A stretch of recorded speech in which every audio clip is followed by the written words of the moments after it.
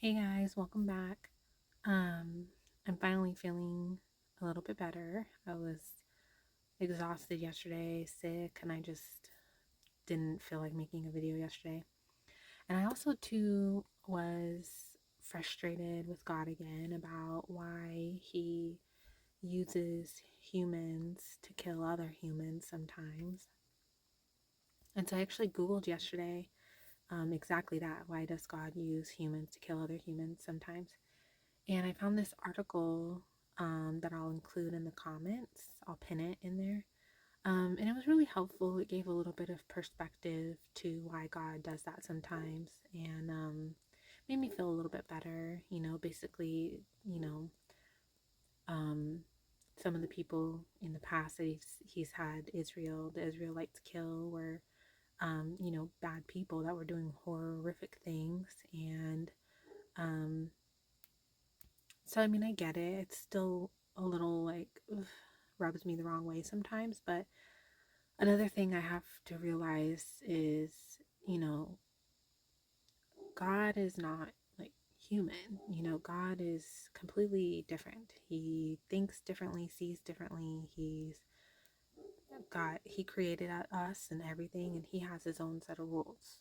So, whether I understand them or agree with them or, I have to respect that because at the end of the day, He created us. And um, I just have to trust that He is doing what's right at the end of the day and um, just find some peace in that because, I mean, at the end of the day, I don't have any control. I don't have, He's in the driver's seat and that's that. So I don't know. I don't know. You can check out the article. I'll post it in the comments and then you can maybe it might help you a little bit too if you're struggling with that as well. But it did it helped me a little bit, feel a little bit better. So anyways, let's get into today's chapters. Now it happened, as soon as he had made an end of offering the burnt offering, that Jehu said to the guard and to the captains, "Go in and kill them. Let no one come out." And they killed them with the edge of the sword. Then the guards and the officers threw them out and went into the inner room of the temple of Baal. And they brought the sacred pillars out of the temple of Baal and burned them. Then they broke down the sacred pillar of Baal and tore down the temple of Baal and made it a refuse dump to this day. Thus Jehu destroyed Baal from Israel. However, Jehu did not turn away from the sins of Jeroboam, the son of Nebat, who had made Israel sin, that is, from the golden calves that were at Bethel and Dan. And the Lord said to Jehu, "Because you have done well in doing what is right in my sight, and have done to the house of Ahab all that was in my heart, your sons shall sit on the throne of Israel to the fourth generation." But Jehu took no heed to walk in the law of the Lord God of Israel with all his heart, for he did not depart from the sins of Jeroboam, who had made Israel sin. In those days, the Lord began to cut off parts of Israel, and Hazael conquered them in all the territory of Israel from the Jordan eastward, all the land of Gilead, Gad, Reuben, and Manasseh, from Aroer, which is by the river Arnon, including Gilead and Bashan. Now the rest of the acts of Jehu, all that he did, and all his might, are they not written in the book of the Chronicles of the kings of Israel?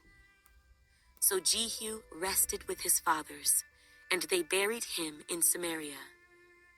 Then Jehoahaz, his son, reigned in his place.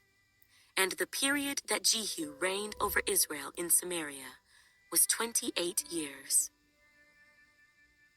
When Athaliah, the mother of Ahaziah, saw that her son was dead, she arose and destroyed all the royal heirs.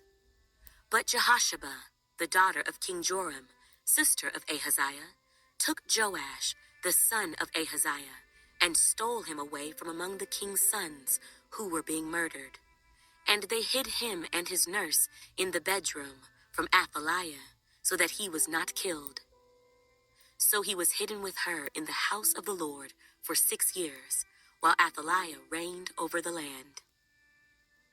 In the 7th year, Jehoiada sent and brought the captains of hundreds, of the bodyguards and the escorts, and brought them into the house of the Lord to him. And he made a covenant with them, and took an oath from them in the house of the Lord, and showed them the king's son. Then he commanded them, saying, "This is what you shall do. 1/3 of you who come on duty on the Sabbath shall be keeping watch over the king's house. 1/3 shall be at the gate of Sur, and 1/3 at the gate behind the escorts.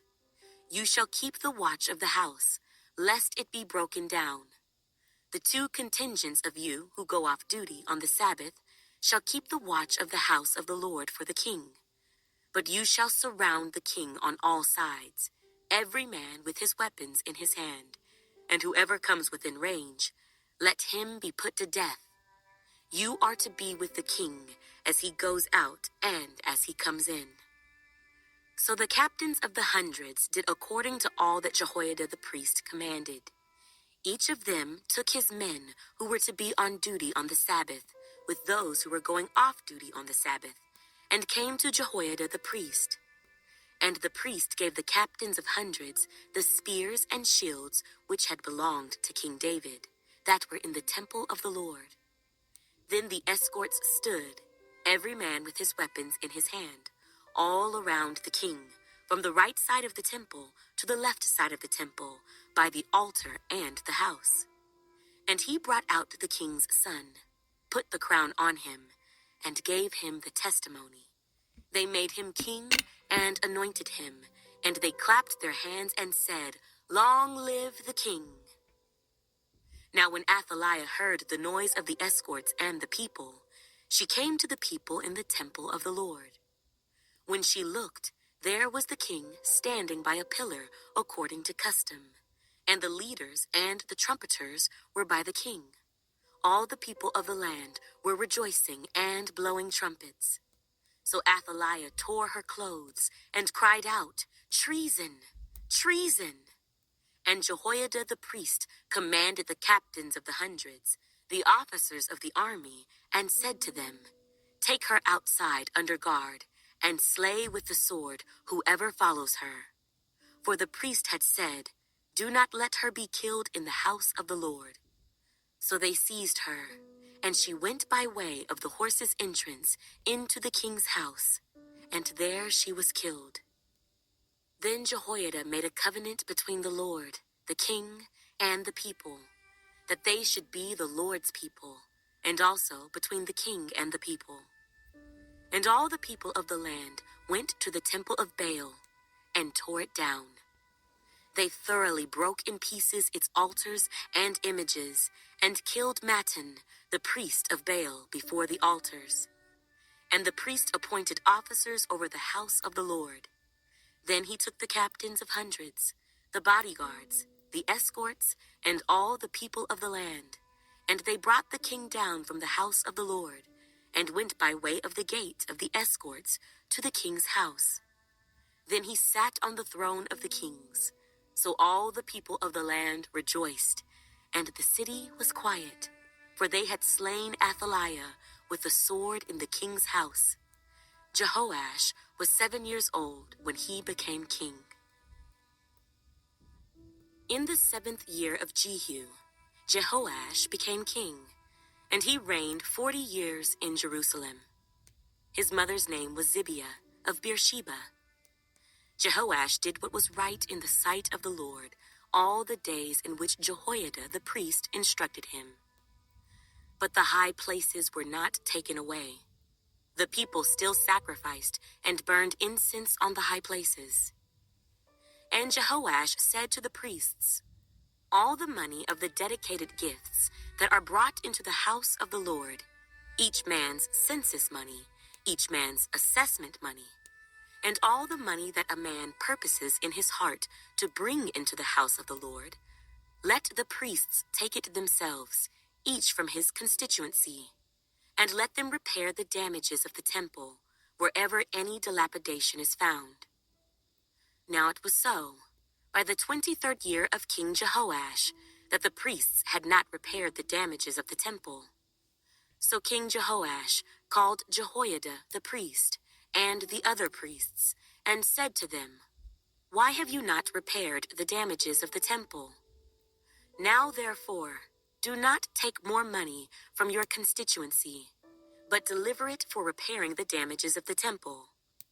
And the priests agreed that they would neither receive more money from the people, nor repair the damages of the temple. Then Jehoiada the priest took a chest, bored a hole in its lid, and set it beside the altar, on the right side as one comes into the house of the Lord. And the priests who kept the door put there all the money brought into the house of the Lord. So it was, whenever they saw that there was much money in the chest, that the king's scribe and the high priest came up and put it in bags, and counted the money that was found in the house of the Lord. Then they gave the money, which had been apportioned, into the hands of those who did the work, who had the oversight of the house of the Lord. And they paid it out to the carpenters and builders who worked on the house of the Lord, and to masons and stone cutters, and for buying timber and hewn stone, to repair the damage of the house of the Lord, and for all that was paid out to repair the temple. However, there were not made for the house of the Lord basins of silver, trimmers, sprinkling bowls, trumpets, any articles of gold or articles of silver, from the money brought into the house of the Lord. But they gave that to the workmen, and they repaired the house of the Lord with it. Moreover, they did not require an account from the men into whose hand they delivered the money to be paid to workmen, for they dealt faithfully. The money from the trespass offerings and the money from the sin offerings was not brought into the house of the Lord. It belonged to the priests. Hazael, king of Syria, went. I found that those verses very interesting because it's very similar to kind of how church is now today. And I wonder if that's kind of like how, church like started. Because I mentioned this before too, a couple books ago, where they were building us. I don't remember what it was. And I was wondering, I was like, oh, it kind of sounded like that's where like the origin of like church began, I'm not sure, but it's very interesting to see, like something so far back talks about it here, something that's so similar to what we do today. Up and fought against Gath, and took it. Then Hazael set his face to go up to Jerusalem. And Jehoash, king of Judah, took all the sacred things that his fathers, Jehoshaphat and Jehoram, and Ahaziah, kings of Judah, had dedicated, and his own sacred things, and all the gold found in the treasuries of the house of the Lord, and in the king's house, and sent them to Hazael, king of Syria. Then he went away from Jerusalem. Now the rest of the acts of Joash, and all that he did, are they not written in the book of the Chronicles of the kings of Judah? And his servants arose and formed a conspiracy, and killed Joash in the house of the Millo, which goes down to Silla. For Josachar, the son of Shimeath, and Jehozabad, the son of Shomer, his servants, struck him. So he died, and they buried him with his fathers in the city of David. Then Amaziah, his son, reigned in his place. In the 23rd year of Joash, the son of Ahaziah, king of Judah, Jehoahaz, the son of Jehu, became king over Israel in Samaria, and reigned 17 years. And he did evil in the sight of the Lord, and followed the sins of Jeroboam, the son of Nebat, who had made Israel sin. He did not depart from them. Then the anger of the Lord was aroused against Israel, and he delivered them into the hand of Hazael, king of Syria, and into the hand of Ben-Hadad, the son of Hazael, all their days. So Jehoahaz pleaded with the Lord, and the Lord listened to him, for he saw the oppression of Israel, because the king of Syria oppressed them. Then the Lord gave Israel a deliverer, so that they escaped from under the hand of the Syrians, and the children of Israel dwelt in their tents as before.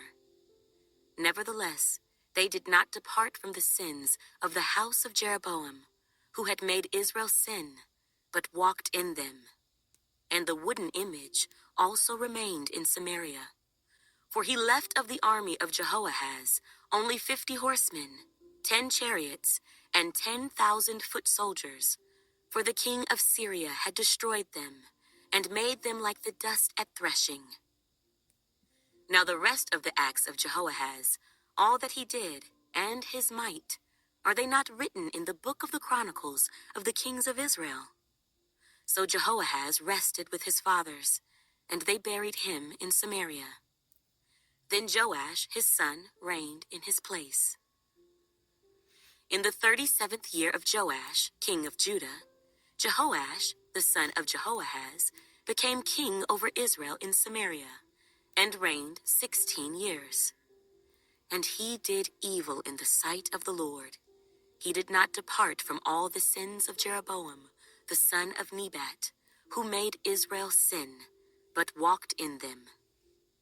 Now the rest of the acts of Joash, all that he did, and his might with which he fought against Amaziah, king of Judah, are they not written in the book of the Chronicles of the kings of Israel? So Joash rested with his fathers. Then Jeroboam sat on his throne, and Joash was buried in Samaria with the kings of Israel. Elisha had become sick with the illness of which he would die. Then Joash, the king of Israel, came down to him and wept over his face and said, "O my father, the chariots of Israel and their horsemen." And Elisha said to him, "Take a bow and some arrows." So he took himself a bow and some arrows. Then he said to the king of Israel, "Put your hand on the bow." So he put his hand on it. And Elisha put his hands on the king's hands. And he said, "Open the east window." And he opened it. Then Elisha said, "Shoot." And he shot. And he said, "The arrow of the Lord's deliverance, and the arrow of deliverance from Syria. For you must strike the Syrians at Aphek, till you have destroyed them." Then he said, "Take the arrows." So he took them. And he said to the king of Israel, "Strike the ground." So he struck 3 times, and stopped. And the man of God was angry with him, and said, "You should have struck 5 or 6 times. Then you would have struck Syria till you had destroyed it. But now you will strike Syria only 3 times." Then Elisha died, and they buried him.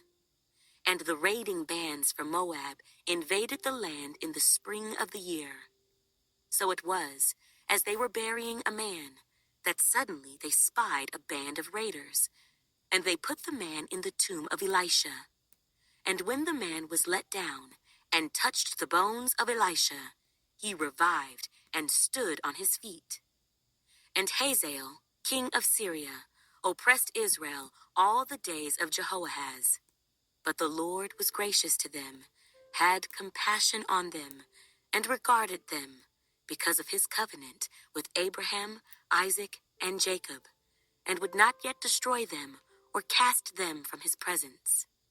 Now Hazael, king of Syria, died. Then Ben-Hadad his son reigned in his place.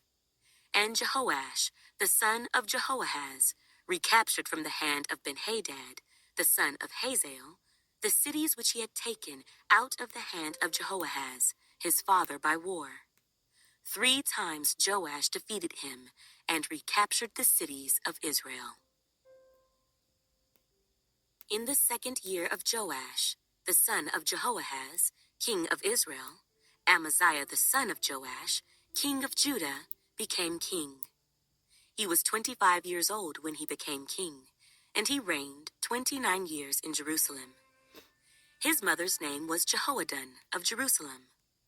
And he did what was right in the sight of the Lord, yet not like his father David. He did everything as his father Joash had done.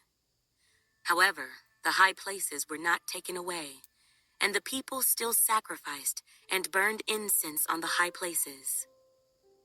Now it happened, as soon as the kingdom was established in his hand, that he executed his servants who had murdered his father the king. But the children of the murderers he did not execute, according to what is written in the book of the law of Moses, in which the Lord commanded, saying, Fathers shall not be put to death for their children, nor shall children be put to death for their fathers, but a person shall be put to death for his own sin. He killed 10,000 Edomites in the valley of Salt, and took Selah by war, and called its name Joktheel to this day. Then Amaziah sent messengers to Jehoash, the son of Jehoahaz, the son of Jehu, king of Israel, saying, Come, let us face one another in battle. And Jehoash, king of Israel, sent to Amaziah, king of Judah, saying, The thistle that was in Lebanon sent to the cedar that was in Lebanon, saying, Give your daughter to my son as wife. And a wild beast that was in Lebanon passed by and trampled the thistle.